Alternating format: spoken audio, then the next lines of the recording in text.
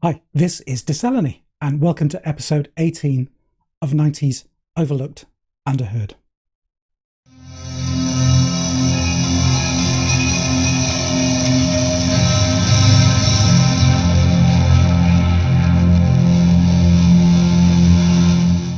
Okay, so today I'm going to be kind of tackling, first of all, briefly, before I do today's album, tackling the kind of elephant in the room of the 90s kind of UK indie or pop music scene, and that is Britpop. So Britpop kind of spanned, I guess, from about 93 through to about 1997 or thereabouts. And kind of the middle of that period, 94, 95 was kind of peak Britpop. Literally no one could get away from it. It was everywhere, all over the news, all over the newspapers, TV news. Yeah. And although I'll talk about it in a while, today's album was released slap bang in the middle of that period, right at the end of 1994. So first up, Britpop was essentially a branding exercise. It was pretty much a creation of the music press and a bunch of music journalists. And it was kind of picked up and amplified by the rest of the media and the kind of the whole media ecosystem of the mid-90s. Ultimately, of course, picked up by the music industry itself. And they certainly ran with it. So just in case you're unaware, the leading kind of names of what you might consider the Britpop scene would be bands like Suede, certainly early on, Blur and Oasis, of course, Pulp, who actually predated the whole kind of scene by quite some time, so they were kind of caught up in it, I feel. The kind of the edgier Britpop acts like Elastica, and then there was a whole kind of slew of kind of second tier, I guess you would call them, Britpop acts. I'm thinking bands here like Dodgy and Echo Belly, Sleeper, Cast, Ocean Colour Scene, that kind of thing. With Britpop being kind of almost a kind of a media invention, the influences are kind of drawn from far and wide. Yes, lots of influences from kind of 60s British kind of psychedelic pop acts. So bands like the Beatles, bands like early Pink Floyd, definitely, and the Kinks. Very British, identifiably kind of English sounding groups. There's also a strand which is kind of picked up on some of the very kind of the more articulate kind of British bands from the punk kind of new wave, kind of that interface. So bands like The Jam, XTC, Squeeze maybe. And also a kind of a healthy dash of the kind of the indie scene that had immediately preceded it. So scenes like the Manchester and the Baggy scenes, and these bands that kind of cast a huge shadow across the British 1980s music scene, like the Smiths. I think a big part in kind of disseminating and popularising Britpop came through what we would probably call lad culture. So this was the kind of thing that was perpetuated by magazines like Loaded or Maxim, and you kind of got it amplified through TV shows like The Word or TFI Fridays, that kind of thing. Just lots of kind of British iconography.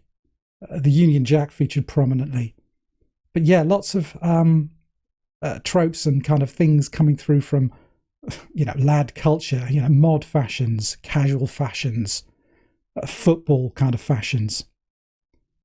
I'd hesitate to say Britpop was about dumbing down, but it was definitely more focused on kind of working class culture than this kind of university middle class art school kind of culture.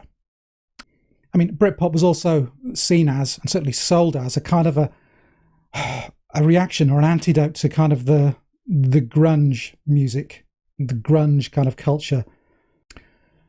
And I think at the time of Britpop, there were some kind of defiantly almost individual British kind of indie or alternative acts who never really got dragged into this kind of Britpop circle, despite them being quite poppy in a lot of respects. I think in this kind of list you could include bands like the Tindersticks, Stereolab, certainly kind of early Radiohead, circa kind of the Bends. I'm trying to think of other larger pop acts. The Manic Street Preachers, circa the Holy Bible. They were a big British act, definitely not Britpop. And there was some kind of slightly more under the radar bands that did have some success and some exposure at the time. Bands like maybe Levitation or Strangelove were one. And these were basically the kind of the bands that were definitely more thoughtful, sometimes more political, but definitely more kind of introspective, and definitely not lad. They were not part of this or indulging in this kind of lad culture. So this kind of brings me to today's band and today's album. And that happens to be Workshy by Animals That Swim, released in September of 1994.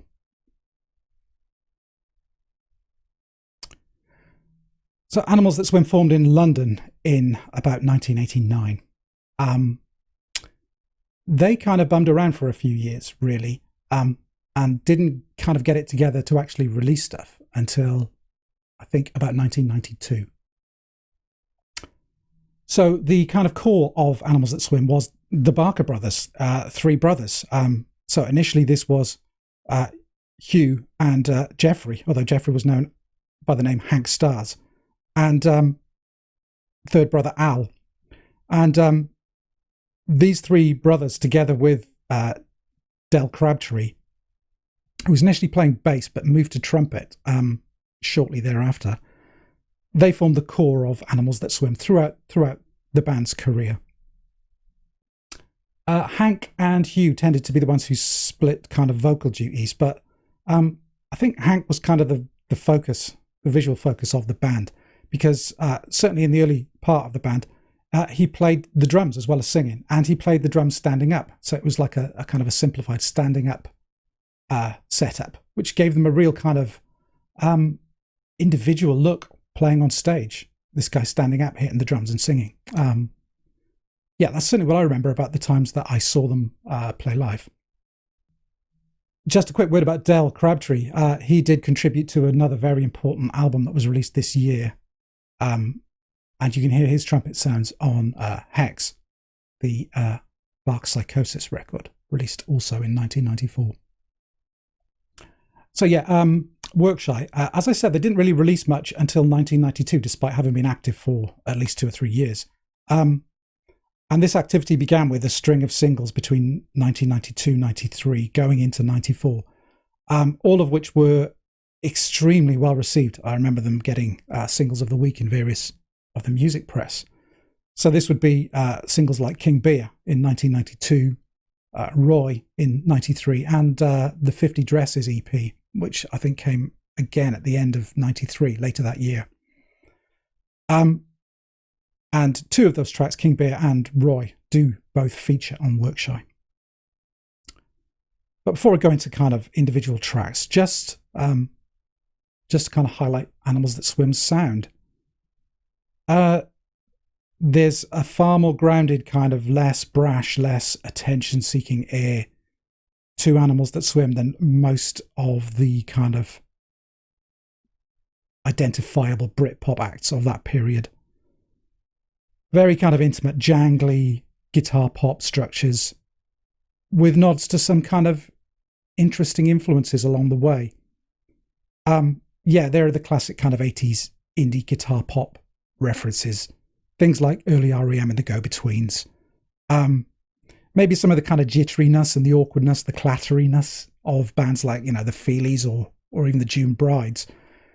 But I think you have to look a lot further back for some of their other influences. There's definitely hints of the Velvet Underground and kind of late 60s, early 70s songwriting of people like Graham Parsons, Randy Newman even, maybe. Yeah, there's a definite kind of a country kind of folk underpinning to Animals That Swim's songwriting. A very offbeat feel, kind of romantic, kind of surreal lyrical obsessions. And I think that's where you hear a little of a Scott Walker influence. I think he kind of surfaced as an influence to a kind of a subset of the bands that I may have already mentioned today. Like, definitely you hear Scott Walker in Tindersticks music. And I think you'd come to hear it in the Divine Comedy when they became more popular. But yeah, it's just that kind of a more literate, lyrical kind of bent. More filmic, almost. And dealing with kind of characters and situations that you wouldn't normally find in pop songs of Scott Walker's period. I'm thinking late 60s, early 70s Scott Walker here, not before he became really experimental. I guess you could also kind of group Lou Reed in with that kind of feel, that idea of giving space in their songs to characters and situations that you wouldn't possibly normally hear in pop or rock music of that time. I think the key term here would be, and it's a term that you normally hear associated with films and books, would be magic realism. So you get these kind of tales in Animals That Swim songs, which kind of seem to deal with encounters or situations with either real or imagined people, where kind of there are odd things happening. You're clearly not dealing straight from real life, but there's enough kind of incidental and kind of the tangential details in there which really kind of bring them back to ground and kind of place them in the real world. So yeah, it's this odd kind of combination of surreal, strange, odd experiences, but rendered in a very kind of grounded, realistic framework. And I think Animals That Swim really kind of capture this period. I think if you lived on or near the breadline in this kind of early to mid 90s period in the UK, the kind of the time of the early 90s recession or the immediate kind of post-recession period, you'll find lots of references in here that resonate extremely strongly. I think if you're looking for a blueprint for this kind of sound in a single song, you'd have to go back to something like the Go-Betweens and their song Cattle and Cane. This kind of this feeling of fractured, kind of half-remembered imagery. The idea of picking across a past, these lingering emotions, emotional baggage. There's a lot of that in their music. But I think you have to look to films for possibly even kind of closer analogies. One that kind of really stands out to me would be something like that kind of kitchen sink magic realism that you got in a film like Ken Loach's Looking for Eric, which is a film about a man's kind of experiences of trying to deal with the difficulties in his life by summoning up the image of the footballer Eric Cantona as kind of a spiritual guide. It's a wonderful film, and I think Animals That Swim songs kind of bottle a lot of that feeling. So onto some key tracks then. I'll start with the singles that came before the album, Roy and King Beer, because both of those are featured on Workshy. So Roy pitches this premise of the narrator encountering Roy Orbison in some kind of late night 24-hour, either a shop or a takeaway or a cafe or something like that. And it kind of dances this line between Is this imagined? Is it real? Is this the real Roy Orbison? Or is it his ghost? It's never made clear. The narrator carries on as if he's talking to Roy. And Roy Orbison seems to have this huge kind of unhappiness. He rages and laments kind of for his lost singing career. He's calling out Elvis for his lack of talent. He's railing against modern music, saying, well, here's a lyric. He says, "That's right, son. I should have been bigger than Elvis. I sung like a bird, wrote my own words, missed my chance because I was too damn ugly." And Hank, singing the song, our narrator, he kind of tries to console Roy, saying, "Oh, look, the king's dead. You're still here." And the verse kind of musically goes through this kind of little fractured, kind of simple tiptoeing like guitar riff until it gets to the big chorus where Roy, lamenting even more, says, "It passed me by. Why? I don't get it. I just don't get it." And the song kind of tilts this downbeat, disillusioned kind of version of Roy Orbison grappling with his kind of perceived failure, but surrounds it by this suddenly lifting, this ascending kind of chord progression, with this trumpet that sounds like a kind of a celebratory, almost like a fanfare. And yeah, the song itself seesaws beautifully between these two kind of feelings, the sadness and despair, and whether it's real or imagined, and this kind of transcendent, kind of uplifting joy. It's a real wonderful, warm, whimsical song that kind of tries to ground what was obviously a musical hero to the band in this kind of really kind of earthy situation that we could all relate to. It's definitely a complete classic. King Beer, also on the album, was their debut single. And this is a more intimate and a much more kind of soulful number. There's no real kind of narrative tricks here. This is all kind of from memory. This is all recollection. The song feels like a kind of a hymn to lost friends and lost times, and the kind of the seemingly magical power of drinking as a ritual to bring people together in a world where, maybe we don't have so much control. It's a song which kind of almost reaffirms the pub as this kind of central feature of British life. As I say, it's got this hymnal kind of quality, and it almost kind of it casts the pub as a place of worship where we come together to kind of console each other and to find joy. Yeah, Hank sings, "Stars make a face, there's a crown, there's a smile. He's here, King Beer. Nothing could be better in another world." It's got a glow. The song has got a glow, and it channels this feeling of kind of lost hours, just being with people, with friends, just talking rubbish, long, winding conversations, those nights that never seem to kind of end, where you just spend your time talking about nothing and everything at the same time. Yeah, I really love this song. I mentioned soulful, and to me it really channels some of that feeling that you get from a soul number particularly, this is one that I've picked up, Otis Redding's Cigarettes and Coffee. There's a very strong musical kind of kinship that I see there, that I hear there. But yeah, this soulful feeling, the way Hank repeats, I had a couple of things to say. It just reminds you of some classic kind of Stax Motown kind of vocal performances. The song also features just one of the great kind of key changes when it shifts from verse to chorus. It just makes me smile every time I hear it. And yeah, this kind of hymnal feel, this almost soulful gospel feel, is kind of accentuated when this Hammond organ kind of swells in.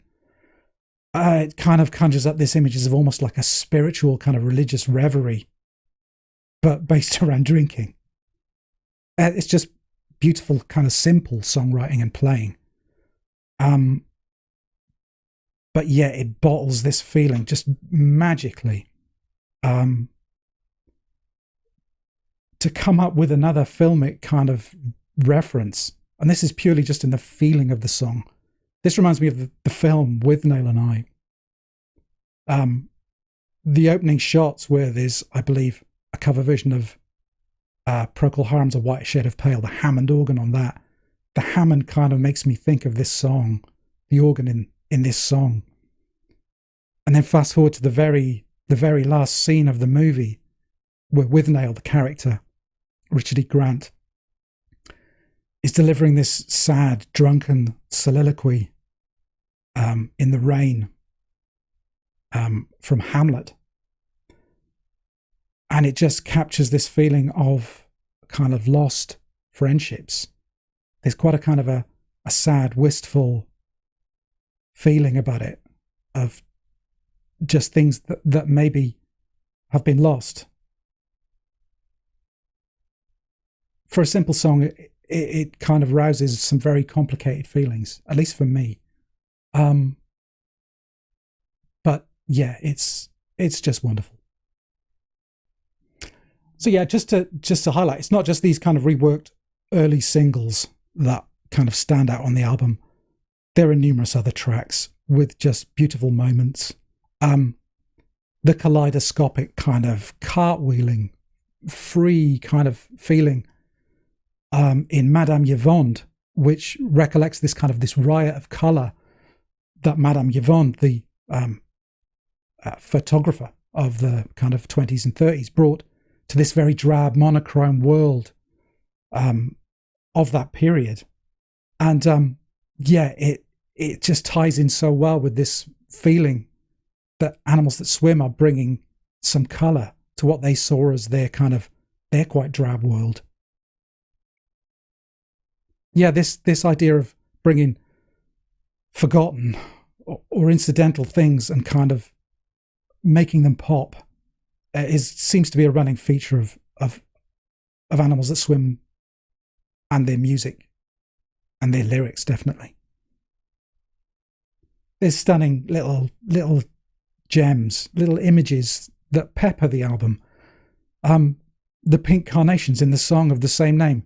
The pink carnations are actually kind of the patterns on a white sheet formed by the spray of blood from someone in a hospital who's having his line changed, and the nurse has messed it up and sent a spray of blood on the sheets, making this kind of display of pink carnations. It's wonderful. And there's more kind of reserved imagery in a song like Smooth Steps, which really kind of goes into detail, talking about this set of stone steps that look so smooth and inviting that you'd want to sit on them even if it was raining. It's just lovely kind of little lyrical kind of tropes like that. And then later on the album, the track Silent Film, which has got this bruised kind of teary feel, with this kind of imagery of sunlight reflected in wing mirrors and piles of black bags in the street, but kind of intercut between images of strife and domestic violence. And it's just a really beautiful song. For me, this album is everything that Britpop claimed it was about. It feels like a celebration. It feels very British. But there's no kind of air of triumphalism, or there's no artifice. It feels real.